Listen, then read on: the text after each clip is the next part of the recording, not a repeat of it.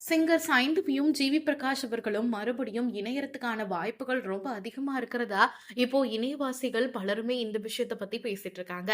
காரணம் என்னன்னா, ஜிவி பிரகாஷ் அவர்களும், சைந்தவி அவர்களும் ஒரு பக்கம் தன்னுடைய டைவர்ஸ் கேஸ் நடந்துகிட்டு இருந்தாலும், இன்னொரு பக்கம் மறுமுறை இவங்க 2 பேரும் சேர்ந்து ஒரு கான்சர்ட்ல பாடின பாடல்கள் சோசியல் மீடியால வைரல் ஆகிட்டு இருக்கு. முத்துக்குமார் அவர்களுடைய பிறந்த நாளையொட்டி அவருக்கு ட்ரிபியூட் பண்ற விதமா ஆனந்த யாழை அப்படிங்கிற கான்சர்ட் ஒன்று நடந்துச்சு. நேரு இண்டோர் ஸ்டேடியம்ல நடந்த இந்த கான்சர்ட்டுக்கு ஏகப்பட்ட ரசிகர்கள் வந்திருந்தாங்க.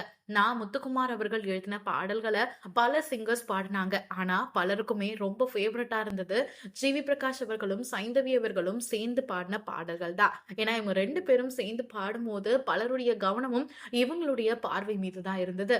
2 பேருக்குள்ளேயும் அவ்வளோ எமோஷன்ஸ் இருந்தது. யார் இந்த சாலை ஓரம் பாடல்கள் பாடும் போதெல்லாம் ரசிகர்கள் அந்த அளவு ஆர்ப்பரிச்சாங்க அப்படின்னே சொல்லலாம்.